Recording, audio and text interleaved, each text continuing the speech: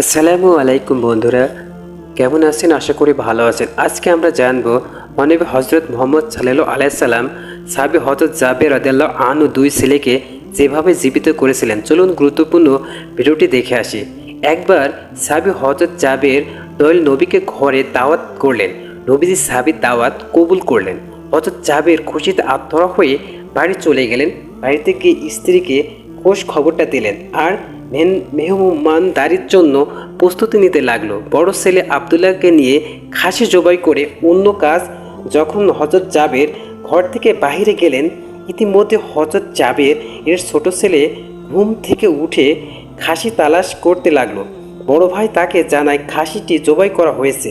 ছোট ভাই বায়না ধরলো, খাসি কিভাবে জবাই করে আমাকে তা দেখাও।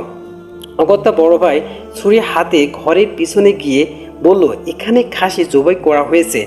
ছোট ভাই জানতে চাইল কিভাবে, বর্ণনা করে বোঝাতে না পেরে অবশেষে বড় ভাই বলল, তাহলে তুমি মাটিতে শুয়ে পড়, আমি তোমাকে দেখাই। ছোট ভাই মাটিতে শোয়ার পর বড় ভাই তার গলায় ছুরি চালিয়ে জবাই করার নমুনা গিয়ে ছোট ভাইকে সত্যি সত্যি জবাই করে ফেলল।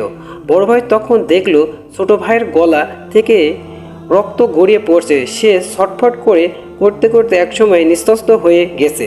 তখন বুঝতে ব্যাপারটা কি ঘটেছে। আতঙ্কিত হয়ে সে নিকটবর্তী এক খেজুর গাছের চূড়ায় উঠে আত্মগোপন করে রইল। এদিকে হযরত জাবের পুত্রের খোঁজে বাড়ির পিছনে এসে ছোট ছেলে অবস্থা থেকে থমকে গেলেন।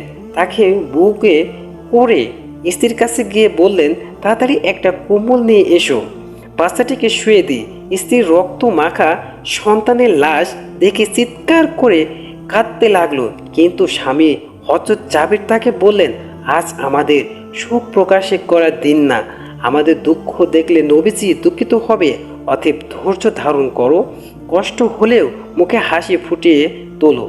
তারপর তারা দুজন মিলে ছোট ছেলেকে কম্বল মুড়ে রান্নাঘরের পিছনে রেখে আসলেন। স্ত্রীর রান্নার কাজে মন দিলেন। হযরত জাবের বের হলেন বড় পুত্র আবদুল্লাহর খোঁজে। বাড়ির পিছনে গিয়ে ছেলের নাম ধরে জোরে ডাকলেন। গাছের উপর আত্মগোপন করে বড় ছেলে সব ঘটনা প্রত্যক্ষ করছিল। ভয় কাঁপছিল।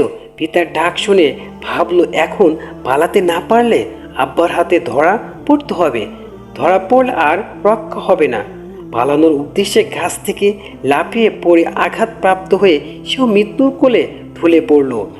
পিতার কাছে গিয়ে দেখল আবদুল্লাহর দেহে প্রাণের স্পন্দন নেই।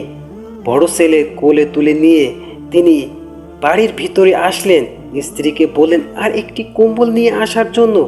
বড় ছেলে অবস্থা দেখে দরদি মা পুনরায় আর্তনাদ করে উঠলেন। স্বামী তাকে পুনরায় সান্ত্বনা দিয়ে বললেন, ধৈর্য ধরো, আজ আমাদের দুঃখ প্রকাশের দিন না, আজ আমাদের পরম আনন্দ দিন। দয়াল নবী অল্প কিছুক্ষণের মধ্যে আমাদের ঘরে তাশরিফ আনবেন। তারপর দুজন মিলে বড় ছেলের লাশও কম্বলে মুড়ে ছোট ছেলের লাশের পাশে রাখলেন। স্বামী স্ত্রী তাদের চোখের পানি মুছে মুখে হাসি ফুটিয়ে তুললেন। হযরত জাবের বাড়ির সামনে দাঁড়িয়ে নবীজির আগমনের অপেক্ষা করতে লাগলো। অল্পক্ষণের মধ্যে নবীজিকে উটের পিঠে করে আসতে দেখা গেল। হযরত জাবের আনন্দে আত্মহারা হয়ে স্ত্রীকে নবীজির আগমনের সংবাদ দিলেন এবং পুনরায় তিনি দৌড়ে বাড়ির সামনে চলে এলেন। নবীজির উটের কাছে গিয়ে তাকে বাড়ি পর্যন্ত এগিয়ে আনলেন। নবীজির জাবের এর ঘরের সামনে উট থামিয়ে তার ডান বা মোবারক মাটিতে রাখলেন, বাম পা না বাদে বাকি। এমন সময় জিবরাইল আলাইহিস সালাম আল্লাহর পক্ষ হতে নির্দেশ নিয়ে উপস্থিত হয়ে বললেন, ইয়া রাসূলুল্লাহ, আল্লাহ আপনাকে জাবেরের ছেলেদের সঙ্গে নিয়ে খানা খেতে বলেছেন। অতঃপর নবীজি সাহাবে কিরামকে নিয়ে জাবেরের ঘরে তাশরিফ নিলেন। তাদের সামনে জাবের দস্তরখানা বিছিয়ে দিলেন। তার স্ত্রী খাবার বেড়ে দিলেন আর তিনি সেগুলো এনে মেহমানদের সামনে হাজির করলেন। তারপর তিনি নবীজিকে আরজ করলেন, ইয়া রাসূলুল্লাহ, দয়া করে খানা শুরু করেন। নবীজি, হে জাবের, তোমার ছেলেরা কোথায়? তাদের ডাকো। হযরত জাবের বললেন, ইয়া হাবিবুল্লাহ, আপনি দয়া করে খেয়ে নিন, ছেলেদের আমি পরে ডাকবো। পুনরায় বলল, তোমার ছেলেদের ডেকে নিয়ে এসো, তাদেরকে সাথে নিয়ে খানা খাবো। হযরত জাবের ও তার স্ত্রী হাত জোর করে পুনরায় আরজ করলেন, ইয়া রাসূলুল্লাহ, আপনি খানা খেয়ে নিন, আমরা তাদেরকে ডেকে দিচ্ছি।